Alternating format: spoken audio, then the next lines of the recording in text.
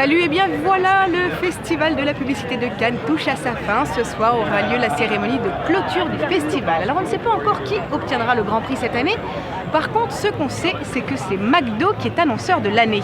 Annonceur de l'année, ce qui ne veut pas dire que c'est son travail de l'année qui est récompensé, contrairement à ce que l'on peut imaginer, mais l'ensemble de son œuvre publicitaire. Pour en parler, on a rendez-vous au McCafé dans le Palais.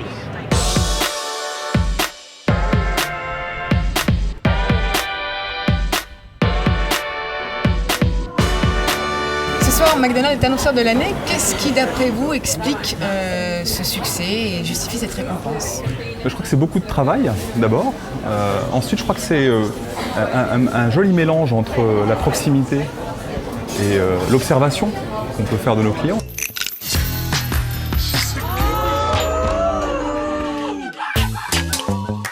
De l'informalité, du fun. Peut-être une petite dose d'américanité qui subsiste dans un certain nombre de pays et qui fait que c'est un mélange qui à la fois fait rêver et est facilement reconnu par nos consommateurs. En parlant d'américanité, justement, c'était pas évident au départ pour McDonald's en France, c'était un peu le synonyme de la malbouffe américaine. Comment est-ce que vous avez réussi à transformer cette image? Je crois que le travail qu'on a effectué sur les 15 dernières années, on peut le résumer en 3 grandes parties. Il y a une partie sur le lieu. En gros, on a fait en sorte que les Français se sentent bien dans les restaurants McDonald's. Les Français voient les repas comme des moments de convivialité avant tout. Donc il fallait refaire les restaurants avec de la lumière différente, avec des matériaux différents, pour justement pouvoir les accueillir. Il y a eu un deuxième axe sur les produits eux-mêmes, où on a cherché autant que possible les intersections entre le burger et la culture alimentaire française, donc le pain, le fromage, la viande.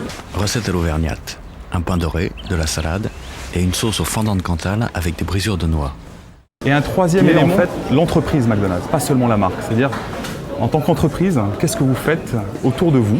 Comment est-ce que vous vous comportez autour de vous? Donc acteurs économiques, employeurs, point sur l'environnement, les relations avec l'agriculture. Vous faites en sorte que les Français aiment McDonald's et vous le faites aussi à travers un slogan qui est I'm Loving It, qui dure depuis maintenant quelques années. Parlez-nous du moment où vous l'avez choisi. En 2003, le slogan I'm Loving It est lancé au niveau mondial par McDonald's. Au même moment, un petit peu partout dans le monde, McDonald's connaissait quelques difficultés, donc c'était une façon aussi de réénergiser la marque et l'entreprise avec une approche publicitaire plus générale. Dernièrement, il y a une campagne qui est un peu incontournable, y compris quand on arrive à l'aéroport de Nice, c'est celle avec les pictogrammes. Qu'est-ce que vous racontez aux Français avec ces 4x3?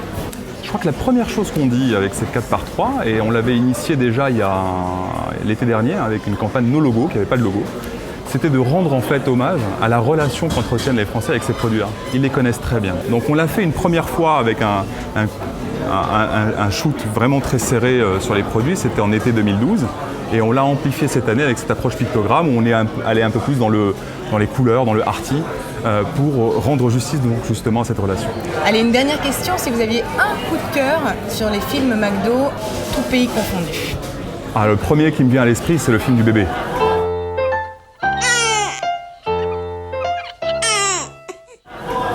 Le film du bébé qui était une pure merveille où vous voyez ce petit enfant. Alors pendant longtemps quand on le voyait, je me disais mais comment ils ont fait ça quand on le sait? Cet effet était absolument extraordinaire. Je crois que tout le monde s'en souvient de celui-là. Tout le monde.